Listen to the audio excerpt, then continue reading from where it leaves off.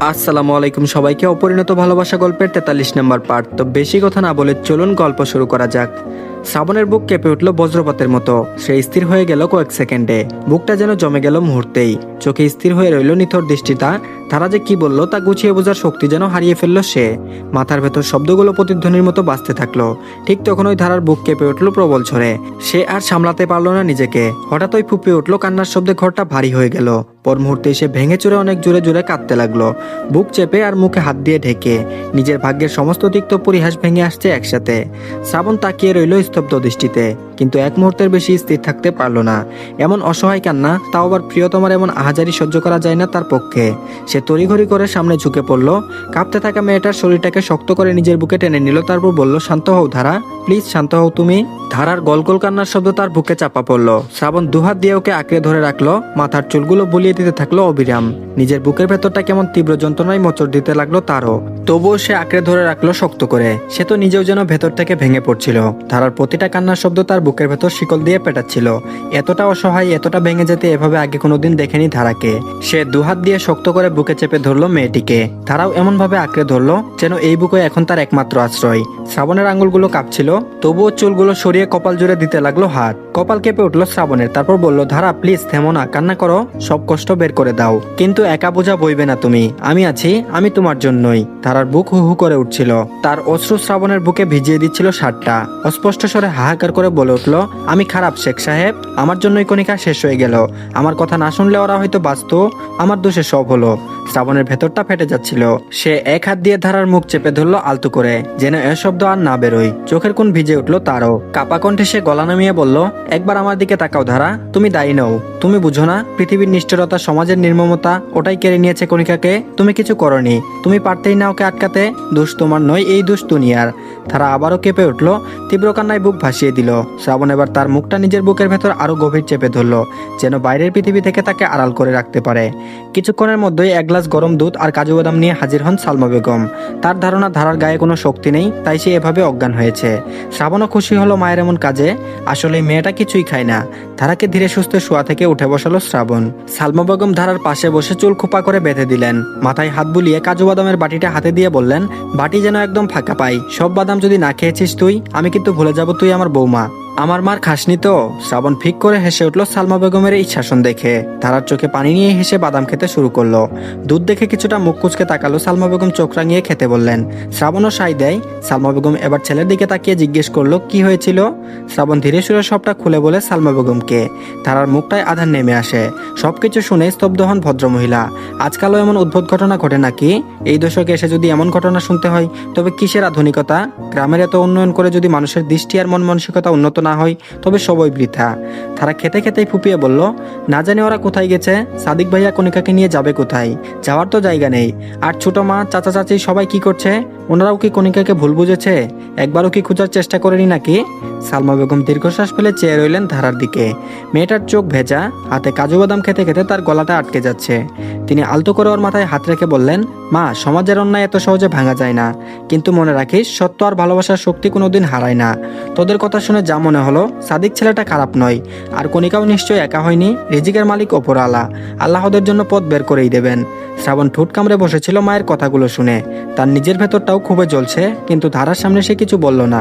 বরং গ্লাসটা হাতে নিয়ে আলতো সরে বলল, আরেক চুমুক খাও ধারা, শরীরটা শক্ত না হলে তুমিই ভেঙে পড়বে। ধারা দুধটা একটু গিলে নিল। চোখে টলটল করা পানি জমে আছে। সে নিচু সরে আবার বলল, কেউ যদি না খোঁজ নেয়, যদি সত্যি সত্যি মুখ ফিরিয়ে নেয়, তাহলে তো ওরা একেবারেই শেষ হয়ে গেল শেখ সাহেব। শ্রাবণ ওর হাত নিজের হাতে তুলে নিল দৃঢ়ভাবে। কণ্ঠটা ভারী হয়ে গেল। তারপর বলল, শেষ বলে কিছু নেই ধারা, আমি খুঁজে বের করব। যেখানে থাকুক, যেভাবেই থাকুক, সাদিকার কণিকাকে আমি খুঁজে বের করব। আর যদি কেউ ভুলও বুঝে থাকে, আমি প্রমাণ করে দেব ওরা নির্দোষ। তোমাকে আর এ অপরাধ বোধে পড়তে দেব না, ঠিক আছে? আর চিন্তা করো না। ধারার চোখ ছলছল করে উঠল, কিন্তু তার এবার ভেতরটা একটু শক্ত হলো। মাথা নাড়ালো আস্তে আস্তে। সালমা বেগম অন্যদিকে তাকিয়ে নিজের অশ্রু গোপন করলেন। তিনি জানলেন ছেলে আজ সত্যিই বদলে গেছে। শুধু ধারার জন্য নয়, অন্যায়ের বিরুদ্ধে দাঁড়ানোর মতো দৃঢ়তাও। একটু পরেই আবার ফিক করে হাসলেন সালমা বেগম। শ্রাবণ আর ধারা দুজনেই বিভ্রান্ত হয়ে তাকালো মায়ের দিকে। শ্রাবণ ভ্রু কুঁচকে জিজ্ঞেস করলো, মা, হাসছো কেন? সালমা বেগম ঠোঁট ভিজিয়ে মুচকি হেসে তাকালেন নিজের ছেলের দিকে। ঠোঁট চেপে টেনে টেনে বললেন, কে যেন কার হাঁটুর বয়সী, কে যেন কাকে মেনে নিবে না কখনো, আর কি যেন বলেছিল, ও হ্যাঁ, ধারাকে অন্যত্র বিয়ে দিয়ে দিলে কারো কিছু যায় আসে না। এসব কে বলেছিল শ্রাবণ? আমি ঠিক মনে করতে পারছি না। দুধ খাচ্ছিল ধারা, অথচ মুখে কিছু না থাকা সত্ত্বেও বিষম খেলো শ্রাবণ। এলোমেলো দৃষ্টি ফেলে নিজেকে লুকানোর জায়গা খুঁজলো। কাছতে কাছতে হতবিম্বল ধারাকেও এক পলক দেখে নিল। সালমা বেগম হাসতে হাসতে ফাঁকা গ্লাসটা নিয়ে ধারাকে বাদাম খেতে বলে ঘর থেকে বেরিয়ে গেলেন। শ্রাবণের রাগ হলো, এখানে তারই বা কি দোষ? কে এখন তার স্বয়ং মাকে বুঝাবে যে মেয়েটা তাকে জাদুটুনাই করেছে? নইলে সত্যিই মেনে নিত না। যদি না প্রণয়ের অদৃশ্য বন্ধনে বদ্ধ না হতো, তবে আসলেই মেনে নিত না। সব এই মেয়েটার দোষ। রাগ ছেড়ে ফেলার জায়গা পেল না শ্রাবণ। পাশে বড় বড় চোখ করে তাকানো ধারার দিকে তাকিয়ে ফুস করে শ্বাস ছেড়ে ধমকে বলল, তোমার সব দোষ, বেয়াদব মেয়ে। না জানি আর কতদিন এভাবে খেপাবে আমায়। তাড়াতাড়ি বাদাম খাওয়া শেষ করো। ইচ্ছে মতো ধমক দিয়ে ধুমধাম করে বারান্দায় চলে গেল শ্রাবণ। ধারা চোখ পিট করে একবার দরজার দিকে, একবার শ্রাবণের গমন পথের দিকে তাকিয়ে থাকে। সবকিছু মাথার উপর দিয়ে গেল তার। কিছুই বুঝলো না। এই না লোকটা অদূরে ভঙ্গিতে কথা বলছিল, আবার ধমকালো কেন? নিজের দোষটা খুঁজে পেল না বেচারি মেয়েটা। দুটো বাদাম হাতের মুঠোয় রেখে বাটিতে থাকা সব বাদামগুলো শেষ করলো। তারপর ধীরে সুস্থে বিছানা থেকে উঠে বারান্দায় উকি মেরে দেখলো শ্রাবণ রেলিং এ হাত রেখে দাঁড়িয়ে আছে। হাতে ফোনটা নিয়ে কিছু একটা খোঁজাখুঁজি করছে। ধারা এগিয়ে গেল। শ্রাবণ লক্ষ্য করলেও কিছু বলল না। ধারা এবার একদম কাছে এসে বাদাম দুটো শ্রাবণের দিকে এগিয়ে দিয়ে বলল, এই দুটো আপনি খান। শ্রাবণের চোখ সরু হয়ে এলো। আবারও চাপা সরে ধমক দিল মেয়েটাকে। তারপর বলল, নিজে খাও নির্বোধ, শরীরে তো এক ফোঁটা শক্তি নেই। টুকা দিলেই চিৎপটাং হয়ে যাও। আবার এসেছ আমাকে বাদাম খাওয়াতে। তোলার মতো শরীর নিয়ে ঘোরাফেরা করো। ফুদিলেই তো উড়ে বাংলাদেশের বর্ডার পার করে ইন্ডিয়া পৌঁছাবে। ধারা ঠোঁট উল্টালো। কি হয়েছে লোকটার? গিরগিটের মতো কেন রূপ বদলাচ্ছে? মিনমিন করে অভিমানী কণ্ঠে বলল, আপনি আমার সাথে এমন করছেন কেন? তখন থেকেই বকাবকি করছেন। আমি কি করেছি? শ্রাবণের হাতের ফোনটা এবার পকেটে ঢুকালো। দৃঢ় কণ্ঠে বলল, কি করনি সেটা বলো। সবই তো করেছ, সব তোমার দোষ। একটু থেমে শ্রাবণ ফুস করে শ্বাস ফেললো। একটানে ধারাকে নিজের কাছে এনে তর্জনী তুলে হুমকি স্বরূপ বলে উঠল, কান খুলে শোনো, তোমার প্রাণপ্রিয় শাশুড়িকে বলে দেবে আমায় যেন আর খুঁটা না দেয়। আমার বউ, আমি যখন খুশি মানবো, যখন খুশি মানবো না। আগে মানিনি, এখন মেনেছি, ভবিষ্যতে মানবো। এটা আমার একান্ত ব্যক্তিগত বিষয়। এ নিয়ে যদি তোমার শাশুড়ি আবার আমায় পেঁচিয়েছে বা খেপিয়ে কথা শুনিয়েছে, ফর গড শেক, আমি আমার বউকে নিয়ে শহর ছেড়ে চলে যাব। কথা বুঝেছো? তারা চোখ পিট করে তাকালো, কিন্তু শ্রাবণের রাগান্বিত কণ্ঠস্বরে দ্রুতগতিতে মাথা নেড়ে বোঝালো সে বুঝেছে। শ্রাবণ নিজের সব কথাগুলো উগলে দিয়ে কিছুটা শান্ত হলো। নরম হয়ে ধারার কপালে আঙুল ছুঁয়ে বলল, মাথায় ব্যথা পেয়েছো নাকি?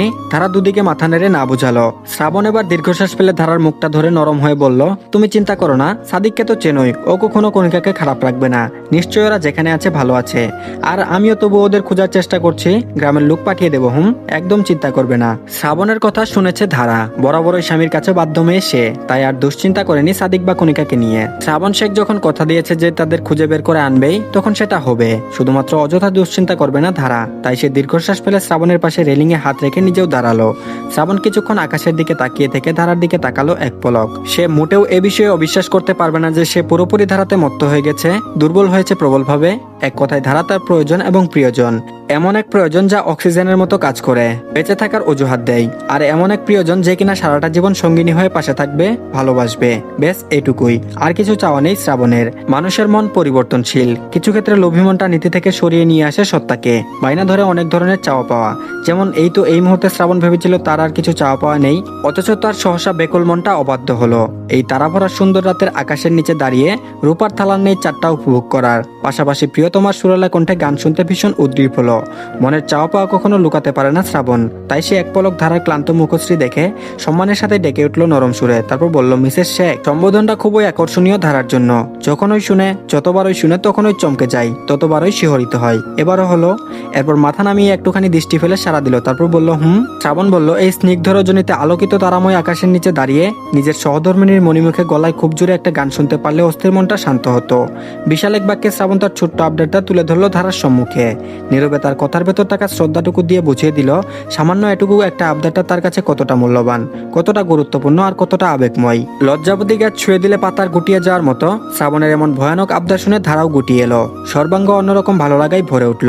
সে একবার ভাবলো না করবে, রাজি হবে না, তবে চোখ তুলে তাকে অধীর মায়া ভরা চোখ নিয়ে অপেক্ষারত পুরুষটিকে দেখেই সমস্ত প্রতিবন্ধকতা ভুলে গেল ধারা। ঠোঁট ভিজিয়ে নিজেকে প্রস্তুত করলো। এই তিরামিত্তিক রাতে পাশে নিজের প্রিয় পুরুষকে নিয়ে কেমন গান গাইতে হয় জানা নেই ধারার। তবু অনেকক্ষণ ভাবলো, সময় নিল শ্রাবণ। অনিমেষ তাকিয়ে রইল ধারার লাল হয়ে থাকা মুখটির দিকে। বেশ কিছুক্ষণ হয়ে যাওয়ার পর বড় বড় করে শ্বাস নিল। অনেক ভেবেচিন্তে একটা গান পছন্দ করে গাইতে শুরু করলো মিহি কণ্ঠে। তারপর ধারা খুব মায়াভরা কণ্ঠে দুটি মন আজ নেই দুজনার গানটি গাইয়ে শোনালো। পুরোনো দিনের বাংলা গানে যে কতটা আবেগ রয়েছে তা আজকালকার জেনারেশন একটু চেষ্টা করলেই উপলব্ধি করতে পারবে। টের পাবে আগের গানের মাধ্যমে কত ধরনের আবেগ প্রকাশ করা যায়। প্রত্যেকটা গানেই রয়েছে অনন্য অর্থ। ধারার গাওয়া গানটা বেশ সুন্দর ছিল। শ্রাবণ মুগ্ধ হলো। সবচেয়ে বেশি মুগ্ধ হলো গানের কথাগুলোতে। ইস, কোথায় যে হারিয়ে গেল গানগুলো সব। আজকাল আর ইউটিউবে সার্চ দিয়ে জোর করে না দেখলে সামনেই আসে না। গুটি কয়েক মানুষ ছাড়া কেউ শুনেও না। শ্রাবণ অজান্তেই চোখ বন্ধ করে ধারার গান শুনছিল। সুরেলা কণ্ঠটা থেমে যেতেই সেও চোখ খুলে ধারার দিকে দৃষ্টি ফেলে দেখে মেয়েটা কেমন থমথমে মুখ করে তাকিয়ে রয়েছে। ভ্রু উঁচিয়ে কি হয়েছে জানতে চাইলো শ্রাবণ। ধারা যেন হকচকিয়ে গেল। কয়েক মুহূর্ত আগে পর্যন্ত যে গান গেয়ে তার সমস্ত হৃদয় ঢেলে দিয়েছিল সে আবেশেই ডুবেছিল, এখন আবার বাস্তবের ভার তাকে চেপে বসেছে। ঠোঁট কাঁপলো সামান্য, কিন্তু চোখের ভাষা গোপন করলো না। সেখানে স্পষ্ট দেখা যাচ্ছিল অসংখ্য দ্বিধা, ক্লান্তি, তবুও একটা ভালোবাসার গভীর আভাস।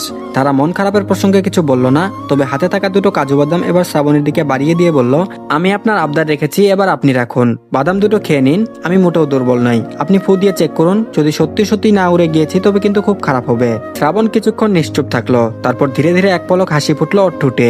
ও এগিয়ে এসে খুব আলতো করে ধারার হাতটা ধরলো। একটুখানি ঝুঁকে ফিসফিস করে বলল, যথা আজ্ঞা মিসেস শেখ, আপনার কথা অমান্য করলে তো বিরাট পাপ হবে। তবে বলতেই হয়, শেখ বাড়ির বউয়ের তেজ ধীরে ধীরে জন্ম নিচ্ছে। বাহ, অধিকার বোধ। I like it. বলেই ধারার হাত থেকে বাদাম দুটো খেয়ে নিল শ্রাবণ। তারা কোনো মতে এলোমেলো দৃষ্টি ফেললো। ধারার বুকটা আবারও কেঁপে উঠলো। এত সহজে এই মানুষটা কেন তার ভেতরটা ভেঙে চুরে দেয়? তার স্বর কেঁপে উঠলো। তারপর বলল, আপনি বারবার এমন বলেন কেন? আমি তো শুধু আপনার স্ত্রী, এইটুকুই। শ্রাবণ এবার চোখ গাঢ় করে তাকালো ধারার দিকে। কণ্ঠের গভীরতায় যেন ঝড় বইল। তারপর বলল, না, তুমি শুধু স্ত্রী নও, তুমি আমার শান্তি, তুমি আমার শক্তি, তুমি আমার বেঁচে থাকার কারণ। আমি হয়তো সবকিছু থেকে বিচ্ছিন্ন হতে পারি, কিন্তু তোমার থেকে কখনো না। তোমাকে ছাড়া আমি অসম্পূর্ণ। তারা একেবারেই দমে গেল। বুকের ভেতর তুলপার করা আবেগ আর চোখের পানি গড়িয়ে পড়ার ইঙ্গিত। কিন্তু তবুও জেদ ধরে কান্না আটকালো সে। মাথা ঘুরিয়ে আকাশের দিকে তাকালো। তারারাও যেন এ রাতে আরো উজ্জ্বল হয়ে উঠলো এই দুজন মানুষকে সাক্ষী রাখতে। শ্রাবণ নীরবে কিছুক্ষণ তাকিয়ে রইল তার দিকে। তারপর হঠাৎ ফিসফিস করে বলল, এমন করে আর দূরে সরে যেও না ধারা। আমি শপথ করছি তোমার জীবনে আর কোনো ঝড় আসতে দেব না। তারা এবার চোখ বন্ধ করলো। ঠোঁট নড়ে উঠলো নিঃশব্দে। মনে হলো বলতে চাইছে আমি বিশ্বাস করি, কিন্তু কোনো শব্দ বের হলো না। কেবল সেই নিশ্চুপ সম্মতি শ্রাবণকে উজ্জ্বল করে তুললো ভিতর থেকে। তারা যখন ভাবলো মুহূর্তটা বোধহয় এভাবেই কেটে যাবে, তখন শ্রাবণ আবারও ডেকে উঠলো, ম্যাডাম। অসহায় মুখে তাকালো ধারা। লোকটা কি তাকে মেরে ফেলার কৌশল করেছে? বারবার ভিন্ন ভিন্ন কাঁপিয়ে তোলা সম্বোধনে কেন ডাকছে? মানুষটাকে বুঝে না এসব সহ্য করার ক্ষমতা নেই ধারার? অতিরিক্ত সুখ অনেক সময় অসহ্যকর হয়ে পড়ে মানুষের, কিন্তু কি আর করার। শ্রাবণ শেখ ডেকেছে যে, ধারাকে তো তার ঐতিহাসিক ভঙ্গিতে সাড়া দিতেই হবে। তারা বলল, শ্রাবণ এবার বড় বড় করে একটা শ্বাস নিয়ে কণ্ঠে একরাশ মায়া মিশিয়ে বলতে শুরু করলো, বিমূর্ত এই রাত্রি আমার মৌনতার সুতোয় বোনা একটি রঙিন চাদর। সেই চাদরের ভাজে ভাজে নিঃশ্বাসের ওই ছোঁয়া, আছে ভালোবাসা আর আদর। খুব সাবলীল ভাবে কথাগুলো বলে ধারার দিকে তাকালো শ্রাবণ। বিস্ময়ভীত মেয়েটার কপালে 2 আঙ্গুলের টোকা দিয়ে জিজ্ঞেস করলো, গানটা কি তুমি পারো? খানিক অবাক হলো ধারা। চোখ পিট পিট করে বলল, এটা বুঝি গান ছিল? ফিক করে হাসলো শ্রাবণ। তারপর বলল, গানই তো। ধারা বলল, তবে আপনি গিয়ে শোনালেন না কেন? ধারার অভিমানী কণ্ঠে বলা কথাটাই আবারও নিঃশব্দে হাসলো শ্রাবণ। ঠোঁট কামড়ে বলল, আমি গাইতে পারি না। কথাগুলো ভালো লাগে তাই কবিতার মতো বললাম। তুমি এই গানটা শিখে নিও, তোমার কণ্ঠে শুনতে চাই। ধারা রাজি হলো। তারপর বলল, জি আচ্ছা, শিখে নেব। তো ধন্যবাদ সবাইকে। আজকের পার্টটি এই পর্যন্তই। পরবর্তী পার্ট দিলে লিঙ্ক দেওয়া হবে কমেন্টে।